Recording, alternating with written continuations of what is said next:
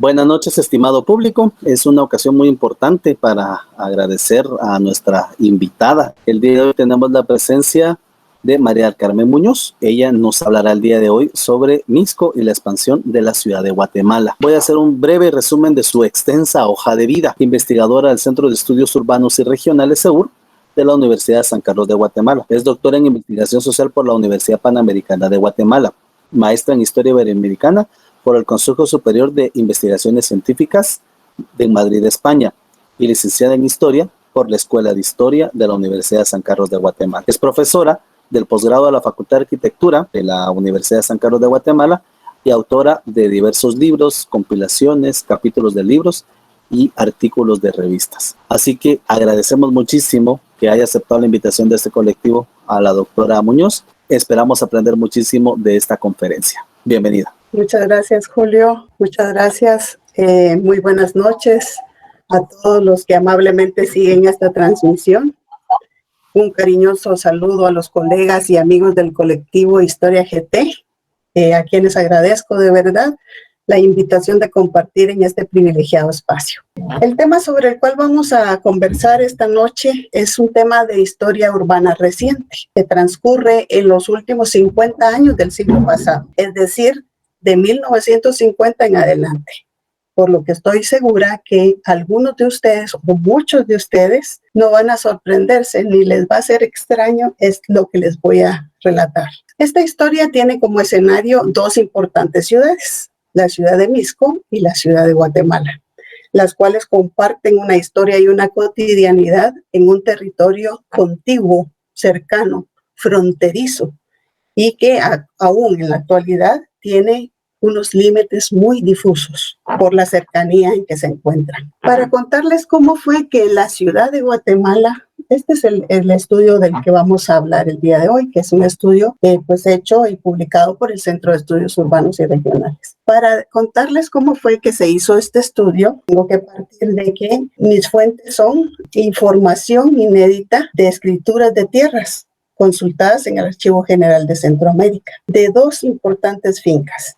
Una finca, Las Majadas, en la jurisdicción de Zona 11, capitalina, y la finca El Naranjo, en el territorio de Mixco. Lo importante de este estudio es que sabe mapear el crecimiento poblacional que hubo en esas dos expansiones grandes, en esas dos fincas, que estaban reservadas a principios del siglo XX, que no se habían tocado. Vamos a ir en el avance también viendo que como fuente tengo la información de los censos para hacer análisis demográfico y también me ayuda para el análisis espacial. Va a ser una noche de ir y venir en el tiempo. Vamos a estar retrocediendo porque busco antecedentes. Yo parto del traslado de la ciudad de Guatemala del Valle de Panchoy al Valle de la Ermita, porque esto me ayuda a explicar cómo fue que el territorio fue cambiando y cómo fue que el territorio fue ocupándose. El estudio se titula Mixco y la expansión de la ciudad de Guatemala. Sin embargo,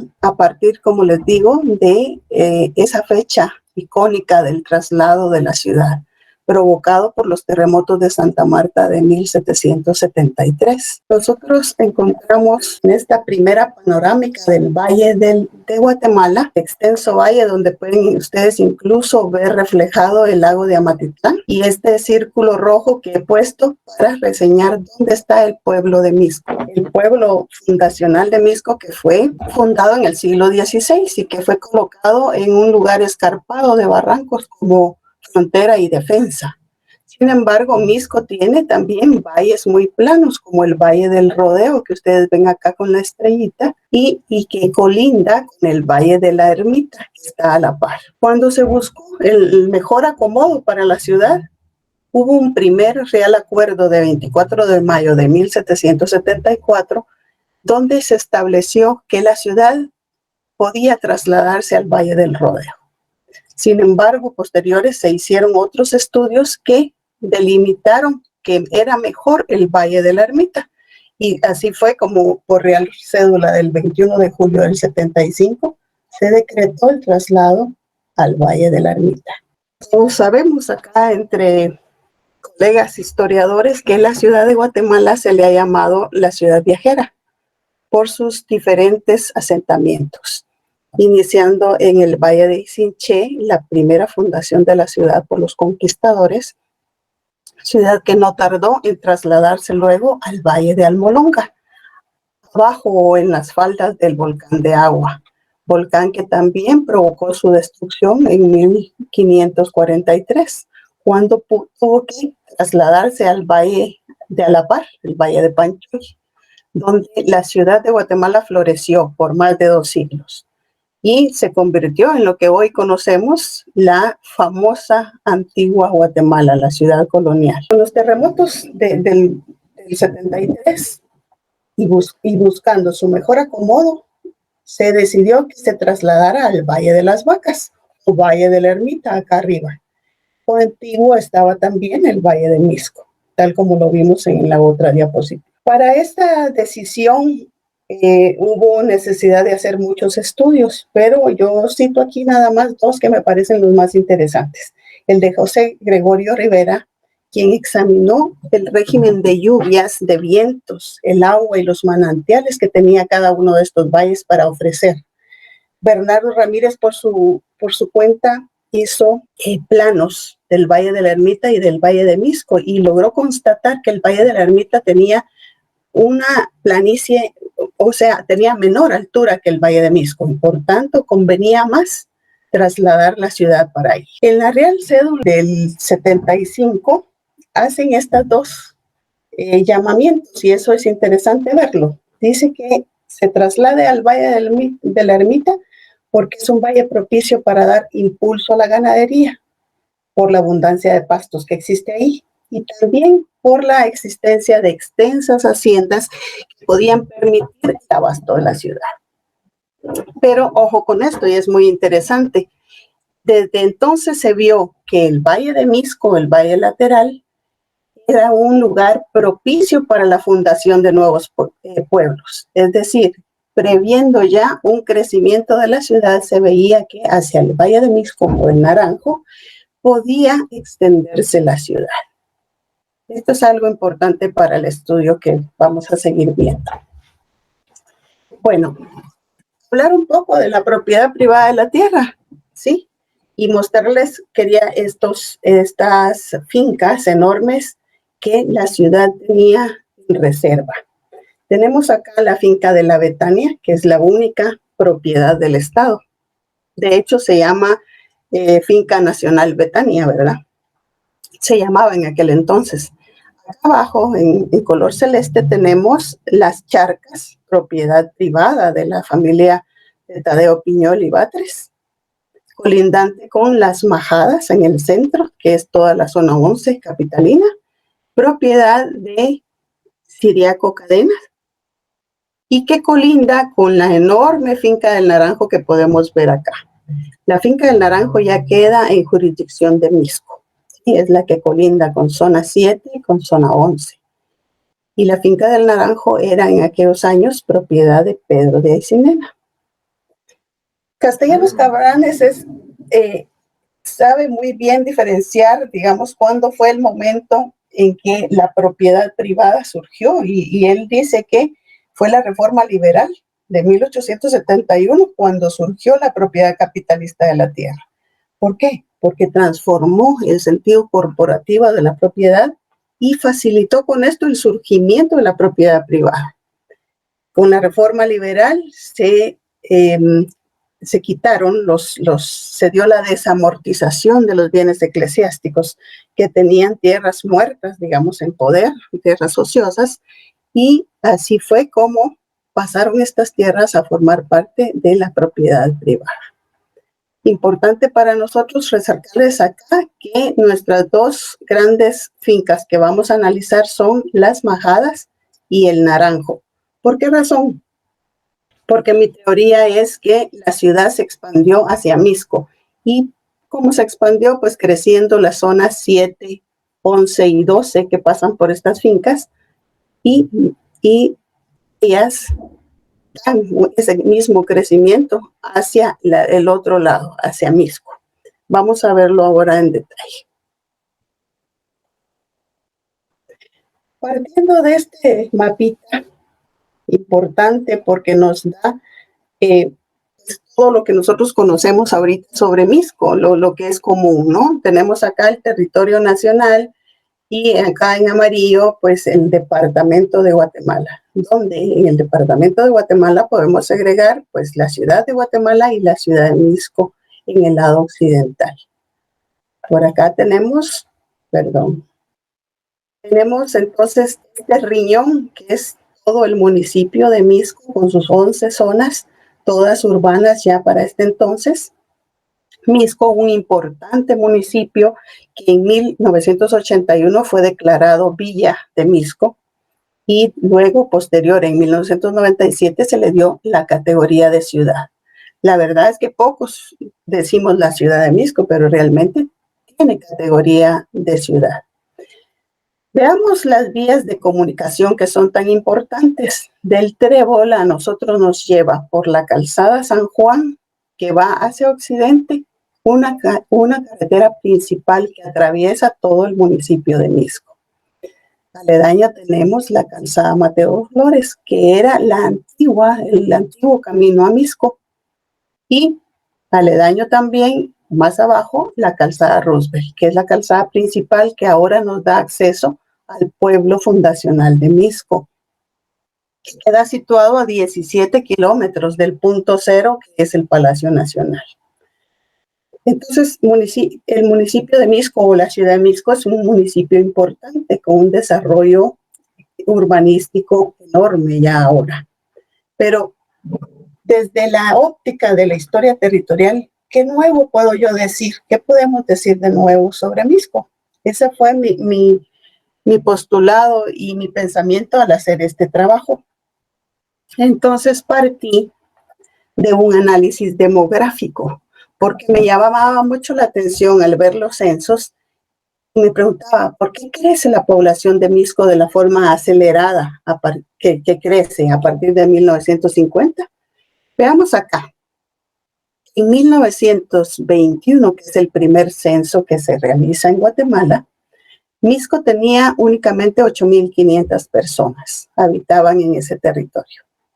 30 años después, su crecimiento tampoco fue muy alto. En 1950 llegó a tener menos de 12,000 habitantes. Pero vean ustedes, en el periodo intercensal de 1950 al 64, ahí sí que hay un salto muy grande. Llega casi a 37,000 habitantes. En teoría urbanística sabemos que hay dos formas de crecimiento poblacional y eso se refiere al crecimiento natural o vegetativo y al crecimiento por migración.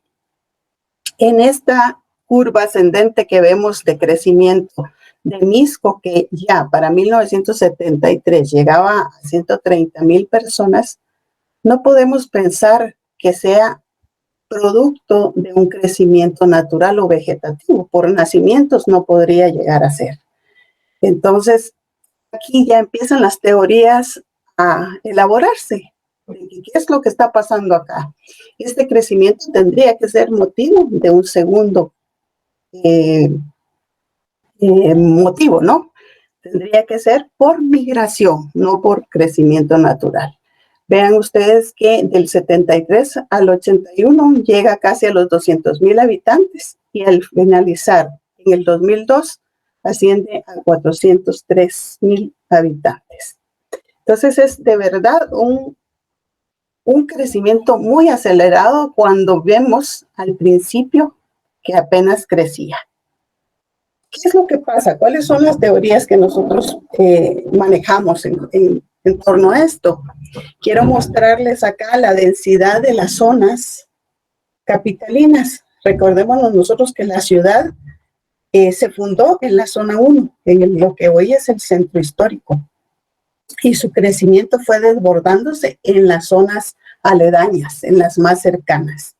¿Sí? Acá tenemos al lado derecho el esquema constructor de las zonas capitalinas y podemos ver que de la zona 1 el crecimiento se dio en estas zonas cercanas, ¿verdad? Hasta 1950 no había salido de ahí ese crecimiento. Veamos entonces, me parece muy interesante que veamos, por ejemplo, la densidad poblacional que tenía la zona 3 para 1950. inicia con 17,000 habitantes, ¿sí? En el 64 tiene 25,000 y luego, si ustedes ven, tiene un decrecimiento para terminar en el 2002 con 10,000 habitantes por kilómetro cuadrado en la zona 2. El caso de la zona 8 es parecido, empieza con 14,000, sube a 21,000 en el 73 y termina con 10,366 habitantes. Esto nos dice que en estos periodos intercensales, en este tiempo, hubo una relocalización de población entre zonas, que hubo también movilidad de personas a otros territorios. ¿Por qué motivo? Porque se empezaron a crear otros territorios que ofrecían servicios para poder hacer construcciones o ya colonias construidas.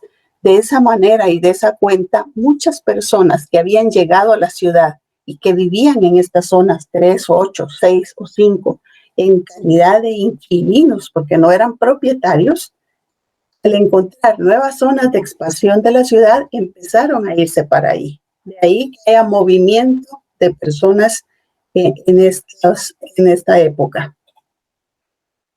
Bueno, ahora vamos, por eso les decía que íbamos a ir y venir en el tiempo. Nos vamos a ir a ver nuestros antecedentes, porque es importante. ¿Qué pasó con la reforma liberal? Ya lo habíamos tratado. Justo Rufino Barrios provocó por el decreto 104 de 1873 la desamortización de los bienes eclesiásticos, ¿sí? Y entonces tengo el caso muy bien mapeado de la finca El Incienso, que la finca El Incienso quedaba justamente al lado occidental de la ciudad, ¿verdad? Yendo hacia occidente. Miren ustedes qué extensión, 90 caballerías. Tenemos mapeado esa finca, hay noticias de que el propietario era el presbítero Carlos de Nájera en 1716. Y Carlos de Nájera testa en 1778 y deja la congregación San Felipe Neri la finca completa del Incienso. La congregación San Felipe Neri la tuvo en uso y tenía esta finca cargada muchas obras pías y la congregación era la encargada de cuidar de ellas. Pero con la reforma liberal, justo Rufino Barrios en 1873 nacionaliza la finca del Incienso y la adjudica en primer momento a su agente Felipe Márquez. Posterior, Felipe Márquez se la vende a él y 2 años más tarde, justo Rufino Barrios se la cede o se la dona a su esposa Francisca Aparicio de Barrios.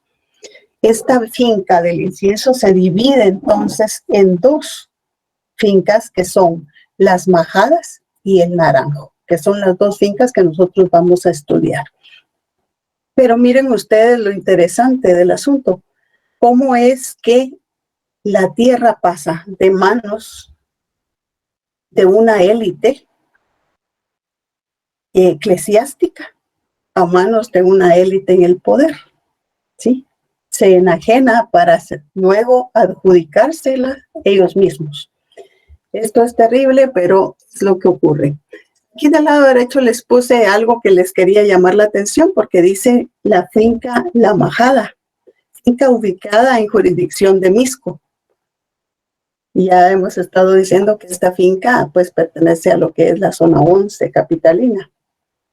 Y luego dice el plano de la finca El Naranjo, situado en jurisdicción de Misco. Este sí estaba muy bien situado.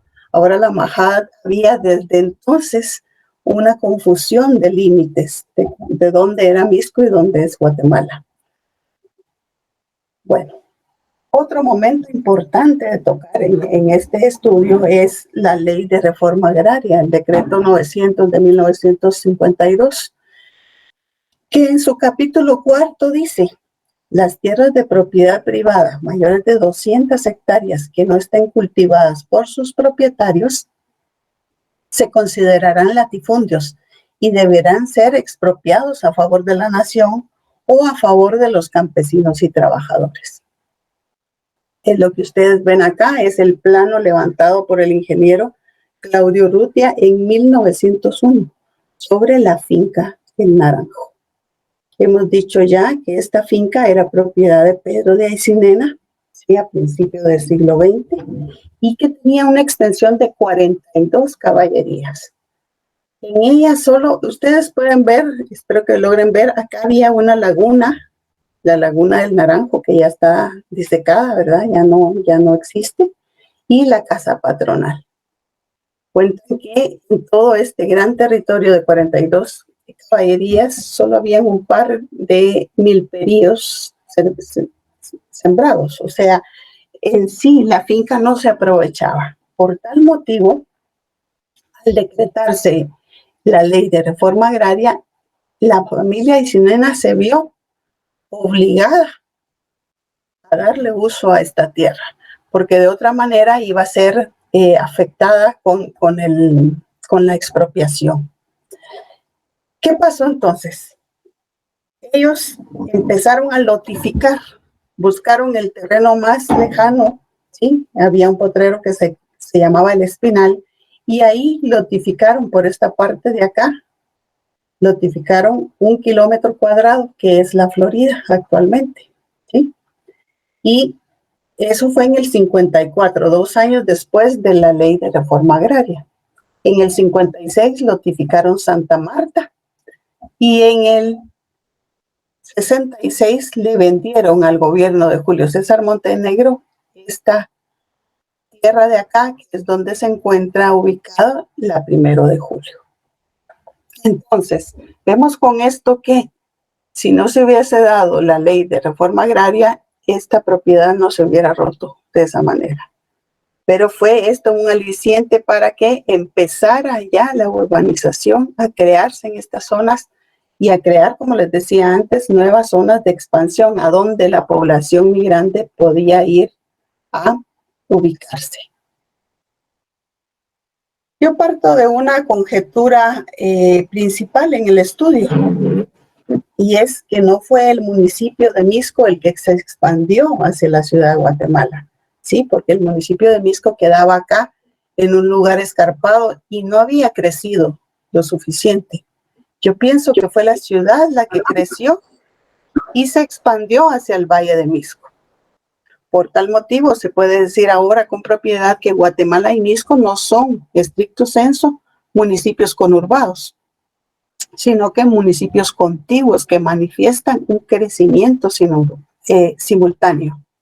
La conurbación es justamente cuando un núcleo urbano empieza a crecer y otro que está a la par crece también y el crecimiento de ambos se junta. Esa es una conurbación. Pero en este caso, Mixco se quedó pequeñito en su lugar y Guatemala empezó a crecer hasta llegarse a juntar con ese crecimiento que también estaba dándose en el Valle de Mixco. Vamos a seguir ahora pues analizando cómo es que ese crecimiento es paralelo, porque yo les decía que fue un crecimiento paralelo. Permítanme, o simultáneo, ¿verdad? La zona 7 es la zona que está colindante con la parte del Naranjo. Por tal motivo, vean ustedes cómo en la zona 7 se creó infraestructura de vivienda a partir de los años 50 y no pasa de los 80 para ver todo este crecimiento. Y en este crecimiento hubo mucha participación del Estado. ¿Por qué motivo? Tanto la Municipalidad de Guatemala hizo lo suyo porque empezó a crear infraestructura vial, infraestructura urbana, drenajes, calles, pavimentos hacia las otras zonas para que ya no siguiera la ciudad solo en las zonas centrales. Entonces, de esa manera, a partir de 1950, empieza a crecer la zona 7, la zona 11 y la zona 12, que eran lejanas para ese tiempo. Veamos nosotros cómo el Estado construye vivienda social en la zona 7. Una de las principales colonias e importantes es la colonia Centroamérica, ¿sí? Para la cual el Estado adquirió un terreno también en la finca El Naranjo, perdón, en la finca Las Majadas, para construir la Centroamérica en 1956, pero anteriormente había construido la Betania en 1949. Todas estas colonias que tenemos acá enumeradas, 4 de Febrero, Madre Dormida, Shell Lauderwood, Niño Dormido, El Amparo, son vivienda social construida por el Estado. Algunas anteriores al terremoto y todas de la 4 hasta la 9 fueron construidas pues en tiempo posterior al terremoto para la reconstrucción nacional. En la zona 7 también vemos en esas mismas temporalidades que la iniciativa privada también hace lo suyo. Empieza a ofertar colonias, algunas construidas y algunas otras solo lotes. Y así encontramos la Castillo Lara, ¿sí?, que fue construida en 1952. La Quinta Samayoa en el mismo año, Jardines de Utatlán en el 59, Jardines de Tikal 1 y 2 en el 60 y así consecutivamente, hasta llegar a las vías de San Juan. Entonces, hubo un crecimiento en esos años, concentrado en esos años, por la misma necesidad de expansión de la ciudad, que ya no podía quedarse en su núcleo fundacional, sino salir y expandirse. Pero esto pasó en los mismísimos años también en Misco. Véanlo ustedes. Acá tenemos la construcción en el municipio de Misco, donde también el Estado tuvo participación. Es importante ver eso, porque en aquellos años el Estado sí jugaba su papel de promocionar la vivienda social. Y así fue como la zona 5 de Misco fundó la 1 de julio en 1966. Luego Jardines de San Juan en el 72, San Francisco también en el 72, El Tesoro en el 75, San Jorge y Umar en el 75 y posterior al terremoto se fundó la Carolingia en el 78 y el Tesoro 2 o Tesoro Bambi en el 80. Si ustedes ven, es la misma temporalidad, de 1950 a 1980. Estaba creciendo la zona 7 y también estaba creciendo Misco. Y también tengo en el estudio el crecimiento de la zona 11 y zona 12 comparados, pero no nos daría tiempo ponernos a verlo, pero es importante ver por lo menos la zona 7. Tenemos nosotros entonces acá la acción de la iniciativa privada también en el municipio de Misco. A la par de que el Estado estaba fundando colonias, también la familia Ichinena fue la que más ofertó acá. Si ustedes ven, primero la Florida, El Milagro y Belén no estaban dentro de la finca El Naranjo, pero Santa Marta, Montserrat 2, Monteverde, Lodebrán, Lomas de Cotió, La Brigada y Nueva Montserrat salieron solo de esa finca El Naranjo y todas fueron anteriores a 1973. Solo Nueva Montserrat, que fue posterior en el 76. Afortunadamente pude contar con la disgregación por lugar poblado del censo del 73 y ahí me di cuenta que estas colonias pues ya estaban, porque cuesta mucho rastrear la fecha de fundación de estas. Sigamos. Bueno, yo ya les decía que hay dos modalidades de crecimiento urbano, ¿verdad? Que es... Cuando hablamos en lo poblacional, pues es el crecimiento natural y vegetativo o la migración. Pero también Panerai nos expone que hay modalidades de crecimiento urbano. Por ejemplo, una vía de comunicación, que es una línea de crecimiento a lo largo de la cual crece la acumulación urbana. Y un polo de crecimiento es el primer agrupamiento a partir del cual se opera el desarrollo de la aglomeración urbana en un lugar específico. Esto fue el caso de la colonia La Florida. ¿Sí? La colonia La Florida se constituyó cuando los Aycinena notificaron la Florida. Esta colonia creció rapidísimo. En 3-4 años llegó a tener más de 20,000 personas viviendo ahí. Por tal motivo, se constituyó en un polo de crecimiento a partir de la cual se pobló todo ese valle. Pues con un tiempo se llegó a convertir también en un eje comercial y de servicios que servía para las otras colonias que se iban fundando. Veámoslo acá. En el mapita está el kilómetro cuadrado que es la Florida.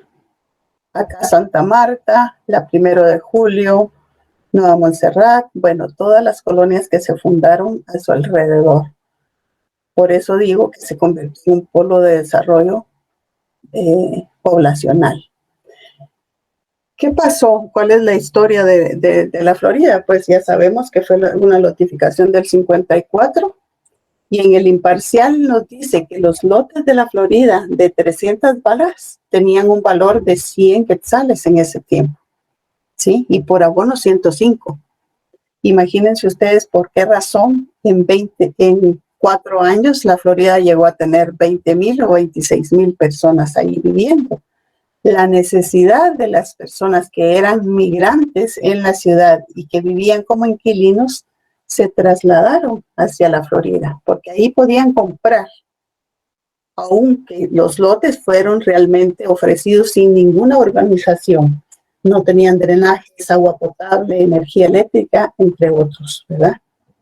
Sin embargo, las personas fueron y compraron por lo accesible que suponía y por lo cercano que podían estar de la ciudad. O sea, son personas que están más vinculadas con el proceso económico y el diario de la ciudad que de Misco.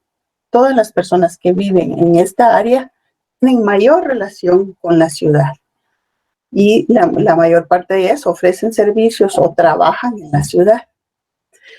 La Florida fue anexada al municipio de Guatemala por acuerdo del 18 de julio del 58. Imagínense 4 años después, porque pasó a constituir la zona 19 capitalina, ubicada en la zona de influencia de la ciudad, pero dentro del territorio de Misco. O sea, es como una isla metida ahí en un territorio de otro municipio y es parte de Guatemala. La 1 de Julio quise también mapeárselas porque es pues un caso excepcional. El gobierno de Julio César Montenegro compró esta península donde situó la 1 de Julio en 1966 y la construyó con las políticas de ayuda al desarrollo y con la intervención, por supuesto, de Estados Unidos.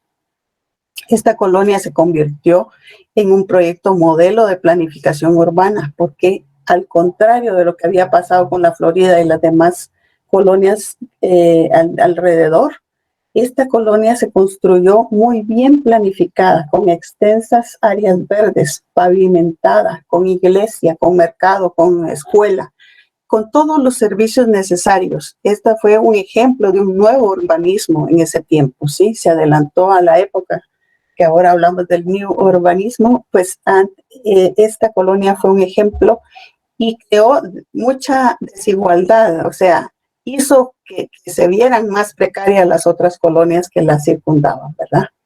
Porque ellas no habían tenido esa inversión inicial en urbanización.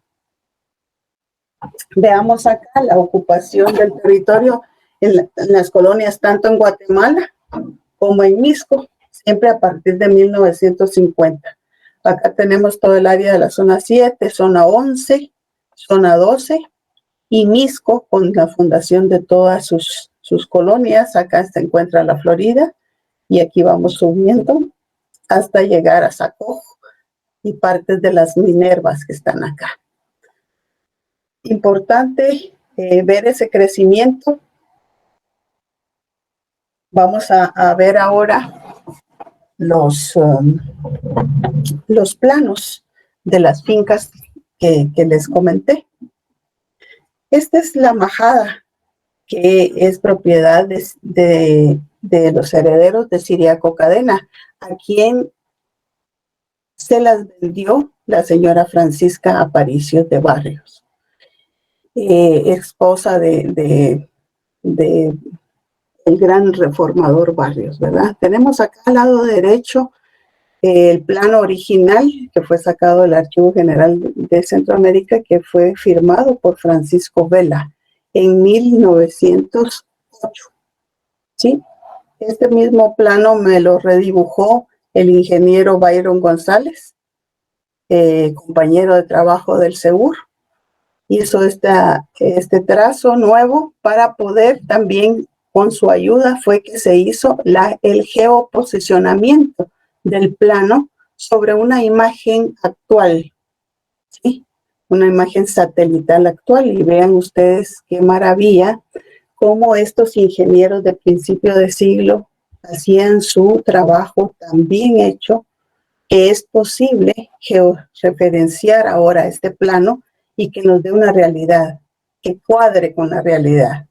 Vean ustedes, aquí están las principales vías de acceso a Mixco, la calzada San Juan, la Mateo Flores y la Roosevelt, que atraviesan pues las majadas, y vean cómo esta finca, que a principios de siglo estaba sin urbanización, o sea, era tierra baldía, ahora se encuentra totalmente urbanizada y ocupada por la población. Entonces, cuando uno mira los censos y compara y ve el crecimiento poblacional, pues es dónde están metidas estas personas, cómo es que creció, ¿verdad? Si creció, tienen que estar ubicadas en algún lugar. Pues acá podemos ver cómo la zona 11 y esta parte de la zona 7 está totalmente crecida ya, y es la que colinda con esta otra área donde empiezan las zonas 2, 3 y 4 de Mixco. La otra finca que quiero mostrarles pues es la del Naranjo. Esta fue levantado el plano por Claudio Urrutia en 1901. Acá tenemos el plano que redibujó el ingeniero Byron González, donde aparece siempre la laguna y la casa de la finca, patronal de la finca. Pero también hecho el plano que aparecen pues los ríos que lo atravesaban, la laguna y los caminos que habían en ella. También se logró hacer con este plano una georreferenciación sobre una imagen satelital. No sé si logran ver acá, en negro está puesto y dibujado lo que es el plano. Esto es muy interesante verlo ahora en esta actualidad, porque encontramos acá cómo la infraestructura ayuda a la urbanización. Vean ustedes acá, aquí esta es la parte del Condado del Naranjo, actualmente conocida como el Condado del Naranjo. En el año 2000, en la administración de Fritz García Galón, se construyó este puente, el Puente del Naranjo, que es el que dio la expansión hacia el Condado de Naranjo. Esta zona estaba en los años anteriores aún como reserva forestal, como un pulmón para la ciudad. Hoy en día ya está bastante avanzada la obra gris, lastimosamente, y sin duda va a seguir, porque es una zona de gran plusvalía. Entonces se va a acabar esta poca reserva que teníamos en esta área. También tenemos todo este crecimiento que es el paralelo a la zona 11 y zona 7. Vean ustedes que no hay espacio ya. De la Florida, que empezó en el 54, se empezaron a poblar las otras colonias hasta llegar a llenar totalmente esta finca, ¿sí? que termina acá con la colonia Roosevelt. Y que en la parte de arriba también tiene toda la parte importante de bosques de San Nicolás, condado San Nicolás, y todas las Minervas, ¿sí? Las colonias, y es colindante con las colonias de Minerva, que es toda esta área de acá. Por tanto, importante resulta entonces decir que por siglos estas grandes fincas se reservaron y no permitieron el crecimiento, o no había necesidad de un poblamiento, pero al crecer la población y al haber más población dentro de la ciudad, también hubo necesidad de buscar nuevas zonas de expansión, y de esta fuente, pues no solo las zonas de la ciudad crecieron, sino también creció esta parte de Mixco. Por último, Tengo acá unas imágenes también sobre imagen satelital. La más antigua que logramos conseguir es de 1977. Para ir, que ustedes vayan viendo cómo la mancha urbana fue creciendo en ese crecimiento que les digo simultáneo entre Mixco y Guatemala, dos ciudades contiguas y colindantes. Para 1979, Guatemala tenía esta mancha. Si ustedes ven, todavía está fragmentada, no está consolidada. La zona 12 aquí abajo tiene solamente algunas colonias fundadas, pero no ha llegado a consolidar su población. La zona 11 tampoco. Aquí está el área del Country Club. Y aquí está donde ya para el 79 la finca Las Majadas tenía población, más no completa. Y podríamos seguir acá ya la población que tiene la otra finca del Naranjo. Y un crecimiento, tal como les digo, simultáneo, tanto en Guatemala como en Mixco. Para el 89, 10 años después, vean ustedes cómo Guatemala ya va casi consolidando su mancha urbana. Hay menos áreas disponibles y Mixco empieza ya a manifestar un poblamiento en esta área de acá abajo, que es su zona 8, el San Cristóbal, que hoy ya es Ciudad San Cristóbal, ¿verdad? Y que, como ustedes verán al finalizar la última imagen, San Cristóbal ya va a estar absolutamente completa la mancha urbana acá. Acá empezaba. Si regresamos al año anterior, al 79, vean ustedes cómo San Cristóbal no tiene población todavía, o por lo menos es mínima. Y también esta área de la zona 11, donde están las Minervas, todas las ciudades Minervas de ahora, estaban vacías, no había habido crecimiento. La zona 4 de Mixco, vean cómo estaba, como reserva total. Veamos entonces en el 89, ya empieza a manifestarse en el área de Minervas, zona 11 de Mixco, un crecimiento, y también en el Milagro hacia arriba, para llegar a Zacojo. Esta área para el 89 todavía se decía que era rural en Mixco. Ahora actualmente las 11 zonas de Mixco son ya urbanas. Veamos la que sigue, por favor, en el 99.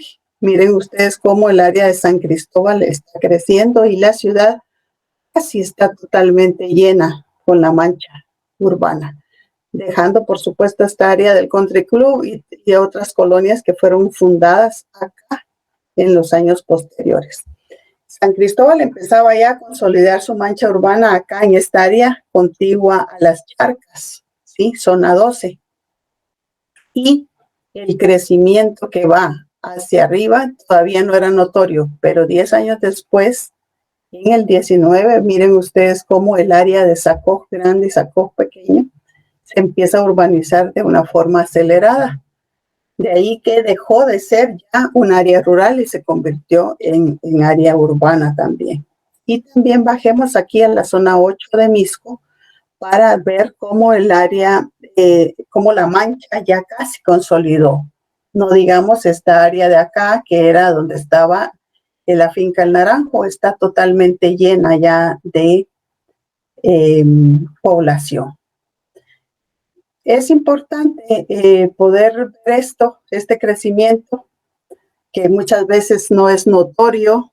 Nosotros no observamos, no solemos observar estos cambios solo así, ¿verdad? Pero por eso he querido traérselos para de forma visual explicar hacia dónde iba mi estudio. Pues nada más que acá, muchas gracias por su atención. Conclusiones a las que podríamos llegar es que en Guatemala no ha habido mucha mediación del Estado ni de la municipalidad para organizar o normar este crecimiento, que el crecimiento se ha ido dando muy natural, muy a expensas del mercado del suelo, ¿verdad? A expensas de los que desarrollan el mercado del suelo. De esa manera, el crecimiento es desordenado. No ha habido planificación previa para que se expanda de una forma más ordenado el territorio. Muchísimas gracias, María del Carmen, por esta magistral exposición. Es increíble el trabajo que han hecho, que ha hecho para demostrarnos esta evolución. Es increíble. Quisiera pasar con una pregunta que circuló en Facebook. El tema de las fiestas patronales y demás. ¿La gente que vive en Misco se siente más identificada con las de la ciudad capital o con las propias del municipio de Misco? Excelente pregunta. Fíjese que yo tengo una teoría.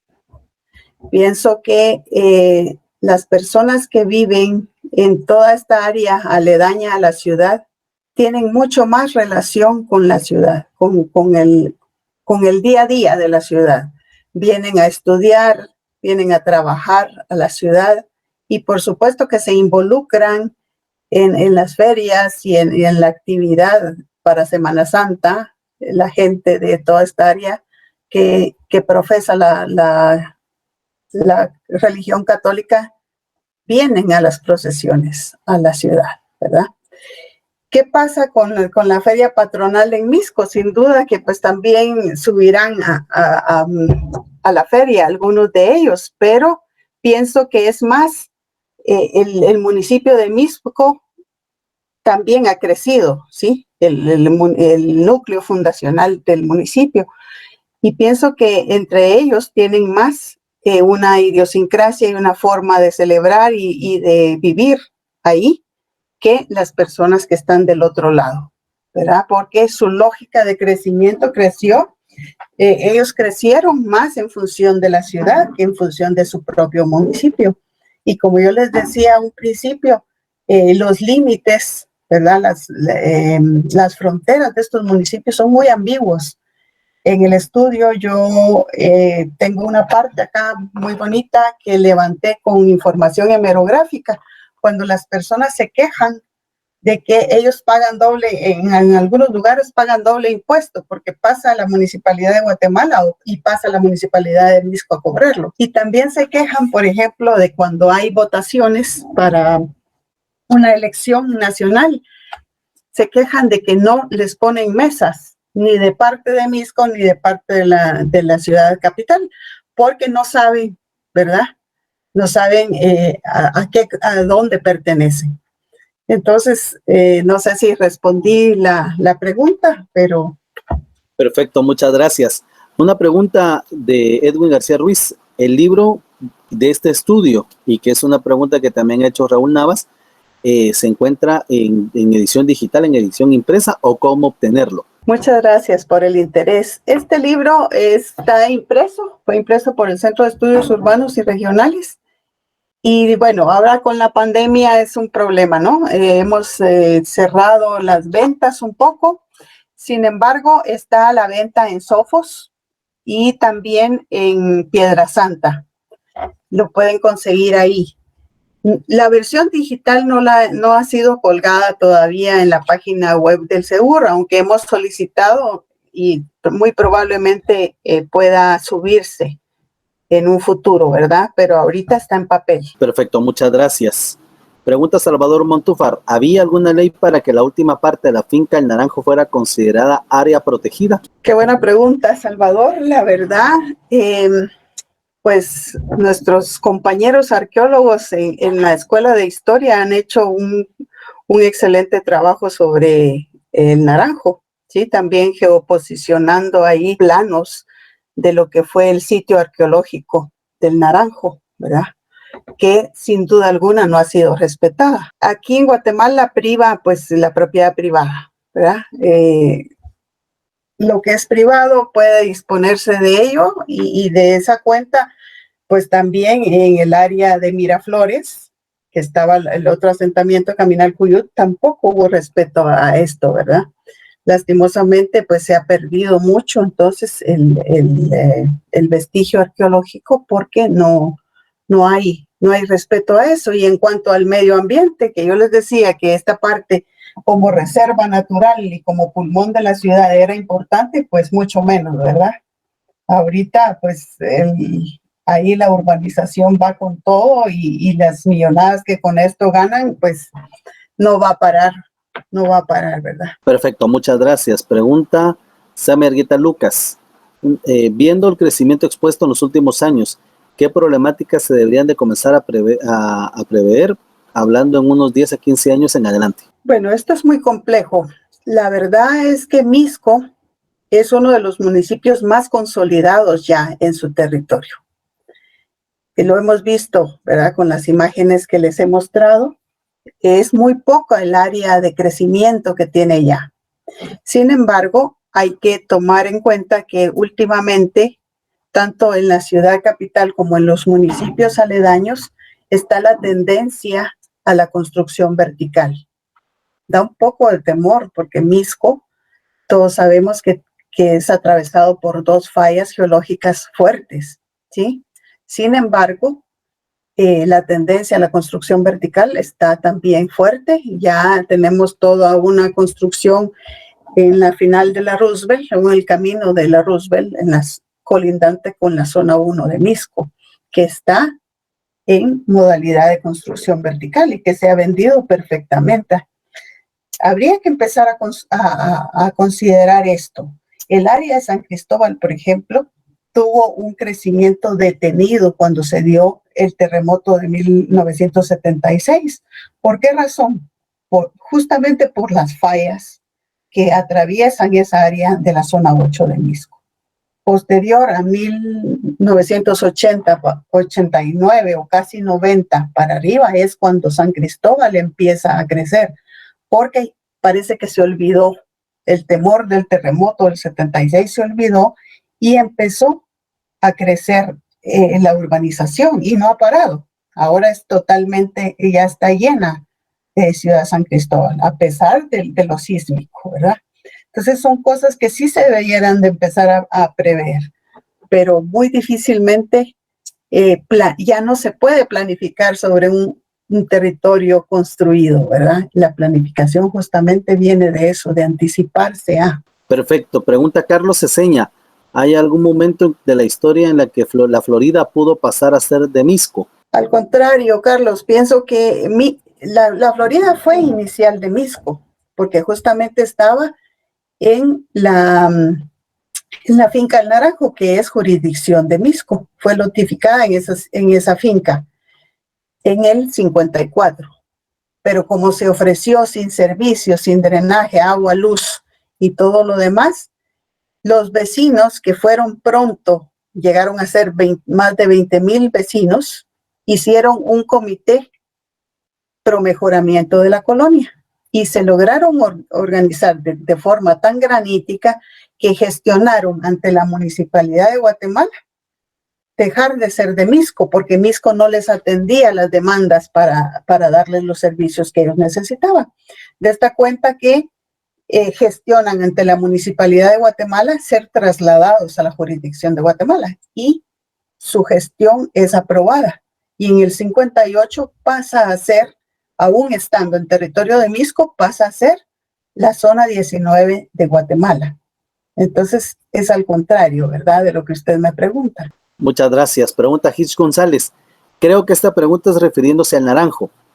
¿Cómo cree que esto puede afectar al patrimonio que se encuentra en este lugar? O a Misco en general. A Misco en general. Pues ya lo hemos dicho, ¿verdad? El patrimonio arqueológico obviamente no ha sido respetado y el patrimonio natural, la reserva forestal o de aire que podríamos tener, pues se está perdiendo. Y sabemos que a la par de la impermeabilización del territorio, a la par de la obra gris, va también el detrimento de los mantos freáticos del agua, ¿sí? Porque estamos impermeabilizando el suelo que ayuda a permear, ¿verdad?, el agua hacia el subsuelo. Y mientras menos áreas de reserva haya, menos agua vamos a tener también. Y sabemos que el municipio de Misco pues tiene problemas de agua potable y no vamos a decir que la ciudad de Guatemala no los tenga. Y eso es un tema de suma importancia, un tema que deberíamos de empezar a ver ya qué vamos a hacer para mantener nuestro suministro de agua. pero parece ser que en el camino en que vamos es al contrario, ¿verdad? Porque estamos perdiendo las áreas de reserva, estamos perdiendo los bosques y no se hace nada para captar el agua de lluvia, por ejemplo, que podría almacenarse de alguna manera y ser utilizada. Pues por ahí iría la reflexión. No, y ahora con eso de que se les ocurrió que quisieran hacer el paso a través de de los barrancos entre San Cristóbal para salir a la Roosevelt, se mira más complicado eso también, ¿verdad?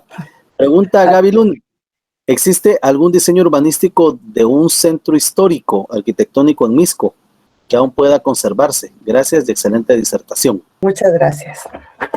Yo creo que la municipalidad de Misco en un momento se planteó la idea de su centro histórico.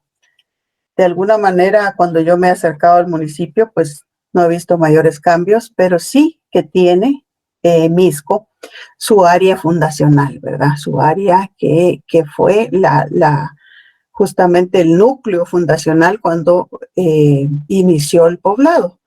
Y Misco tiene una casa de la cultura muy importante también, ¿verdad? Y tiene también bastantes monumentos que son representativos, pero no tengo claridad realmente si han declarado el área del centro histórico de Misco. No lo conozco. Por tanto, no voy a emitir opinión sobre tal. Perfecto. Pregunta Juan Pérez, ¿el crecimiento poblacional cómo afectará el paisaje? Pues lo transforma. El crecimiento poblacional transforma el paisaje, transforma el territorio tal como lo vimos, ¿no? De un territorio vacío, baldío, que puede tener un crecimiento vegetativo grande, por ejemplo, llegamos a la obra gris, llegamos a la infraestructura de vivienda. El crecimiento poblacional nos lleva justamente a una infraestructura de vivienda, ¿sí? A crear infraestructura de vivienda, porque ¿dónde va a alojarse las personas? Por tal, sí que transforma el paisaje y el territorio mismo. Muchísimas gracias. Ha sido una excelente conferencia el día de hoy. Hemos aprendido muchísimo. Y quisiera pedirle a María del Carmen si puede terminar con una reflexión para cerrar su conferencia magistral esta noche. Bueno, muchas gracias a todos. Agradezco esas preguntas tan importantes que me hicieron. Agradezco la atención que tuvieron también al tema. La verdad, desde el Centro de Estudios Urbanos y Regionales, pues nos interesa la historia urbana y estos son los temas que vamos haciendo, queriendo aportar, digamos, una visión nueva sobre el territorio, queriendo ver cómo estos procesos se van dando. Misco, este estudio versa sobre Misco, pero realmente todas las zonas aledañas hacia el norte, hacia occidente, que fue esta, o hacia el oriente, el crecimiento se manifiesta de diferente manera. ¿Por qué? Porque la ciudad de Guatemala en los años 50 rompió sus límites, ¿sí? Eso se le llama un proceso de metropolización, cuando la ciudad rompe sus límites jurisdiccionales y se expande sobre otros municipios. No solo fue hacia occidente, hacia Misco, también tuvo crecimiento a Chinautla y posterior al área sur, ¿no? Hacia Villanueva y todos estos municipios. Entonces, es importante el estudio de esto para ir entendiendo las lógicas de cómo la ciudad se va fortaleciendo y cómo las infraestructuras que la municipalidad crea favorecen este fortalecimiento de la infraestructura de vivienda. Nada más, Julio, yo lo dejaría hasta acá. Los invito a seguir interesados en los estudios del Centro de Estudios Urbanos y Regionales y decirles pues que estamos a la orden. Muchísimas gracias. Llegó una última pregunta, por favor, me parece muy importante. Dice, la eclosión del crecimiento urbano se aceleró de una manera planificada en la década de los 50 a la mitad de los 70. ¿A qué se debe el cambio después de la segunda mitad de los 70 a la actualidad? Habla sobre la primera parte del crecimiento urbano desarrollado y planificado hasta más o menos 1975. y que del 75 en adelante ya es desorganizado. ¿A qué cree usted que se deba esto? Yo disto un poco de la teoría esta. La verdad, la ciudad de Guatemala en su traslado, en su fundación, fue planificada, ¿sí? Cuando se buscó el Valle de la Ermita, se vieron las poblaciones que estaban asentadas, se vio el mejor lugar, se hizo el trazo, se planificó, digamos, su ubicación y su poblamiento, se vio las áreas aledañas para poner a los pueblos de indios que venían a dar servicios y abastecer a la ciudad. Se hizo todo con una planificación, ahí sí, ¿sí? Pero posterior, la planificación no ha sido tan evidente. Digamos que el crecimiento ha sido más espontáneo que otra cosa. Hasta 1950, como yo les decía, las zonas habían quedado en el núcleo fundacional nada más. Zona 1, 3, 8, 6, 5, las que habían crecido. Y fue ahí donde empezaron. Entonces sí, la municipalidad empezó a ver que ya había aglomeración de población en la ciudad y que debía ampliar la infraestructura de servicios más allá de esas zonas. Y fue como empezó a abrir nuevos caminos, nuevos drenajes hacia las zonas 7, 11, 12 y por el otro lado a la zona 18 para que se expandiera esa población hacia esas zonas. Posteriormente fue que ya también no fue suficiente para contener la población, las zonas capitalinas, y entonces se rompió esos límites y se trascendió a un proceso de metropolización. Pero no tengo, digamos que hay planificación, por ejemplo, el EDOM, ¿verdad? Pero su aplicación no fue como debiera de haber sido. Está la planificación, pero más el crecimiento se dio de forma natural. Perfecto. Muchísimas gracias por esta maravillosa cátedra sobre urbanismo. Es de los temas que nos hace falta conocer a todos y a todas. Así que muchísimas gracias por haber respondido esta última pregunta que llegó. Gracias, Julio. Y bueno, muchísimas gracias, María del Carmen, por aceptar la invitación de este colectivo. Estimado público, les agradecemos muchísimo su presencia en esta noche y los esperamos la próxima semana con una nueva conferencia. Muchísimas gracias, que tengan buena noche. Feliz noche. Gracias.